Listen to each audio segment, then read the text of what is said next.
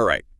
Welcome to another deep dive, everybody. And today we're going on an adventure through the history and the reality of ninjas. Yeah, that's right. We're gonna go past all that stuff that we see in movies and video games, and all the cool, sometimes outlandish portrayals we see in media. Right. But we're gonna dive deeper. We're gonna go deeper into the real history and find out about how ninjas actually operated and where they came from. Yeah. So, I mean, ninjas are super cool, obviously. Oh yeah. Like, I'm sure everybody listening wanted to be a ninja at some point when they were a kid. I mean, I did, for sure. I think we all did. It's that image of being able to, move silently, to fight with incredible skill, to be kind of like a shadow warrior. Right. I think that really captures our imaginations. Definitely. Like, silently scaling walls and disappearing in a puff of smoke. Like, that's some pretty awesome stuff. But there's got to be more to it than just throwing stars and vanishing tricks. Oh, absolutely. There's a lot more to it, and the reality is a lot more down to earth. It's rooted in the really disciplined training and rigorous training of Japanese martial arts schools. Interesting. So tell me about these schools. Like, what were they like? Well, these schools go back centuries, and when we think about them, we can't think of them like modern day like fight clubs or dojos even. Okay.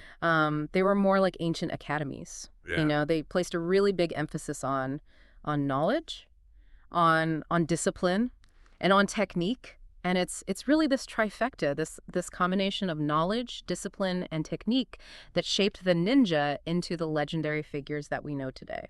Okay, so it was more than just like physical prowess, I guess. Oh, yeah, absolutely. Mhm. For a ninja, knowledge went way beyond just knowing how to fight. It involved understanding geography, Mhm. how to navigate tricky terrain, how to disappear into the landscape, and also a knowledge of poisons and antidotes, and also psychology, being able to anticipate your enemy's moves. Wow, that's really impressive. Yeah, they really had to be, skilled in all sorts of areas, not just fighting.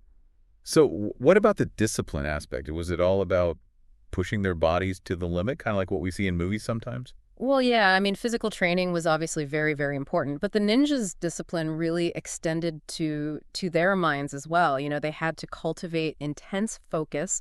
They had to control their emotions. They had to learn to resist interrogation. They practiced all kinds of mental exercises to achieve this. Right. Some of them even mastered techniques to regulate their breathing and their heart rate to remain undetected. Oh, wow.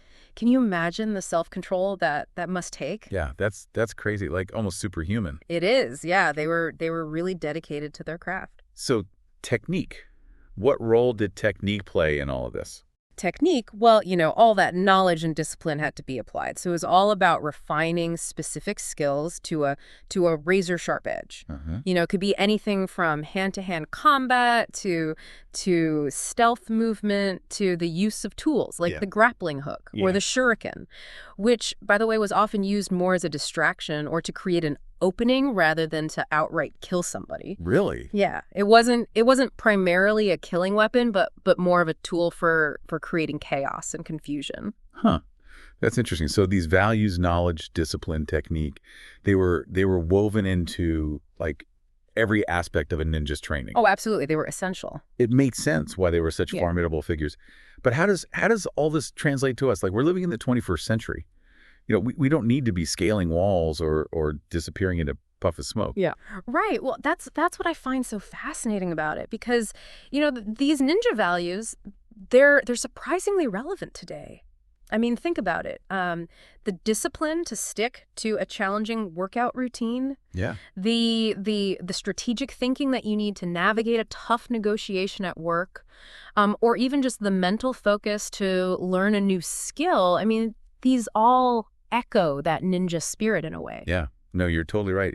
It's about approaching challenges with that ninja mindset, that blend of knowledge, discipline, and technique. Exactly. And we even see these values reflected in pop culture. Think about somebody like Batman. Yeah, right. His dedication to training, his mastery of technology, his strategic mind. I mean, that's all very ninja-like. Yeah, that's a really good point. Yeah, he's kind of like a modern-day ninja in a way. So as we wrap up our deep dive into the world of ninjas, I want all of you listening to think about this. Yeah. How can you embrace the ninja spirit in your own life? Maybe it's tackling that project you've been putting off, with newfound discipline. Yeah.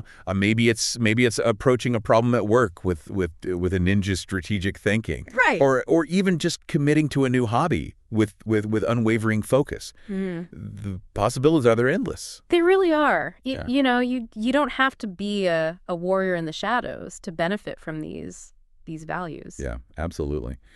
So that is our deep dive into the fascinating world of ninjas. Hope you guys learned something. Hope you enjoyed it. Thanks for listening. And we will see you on the next deep dive.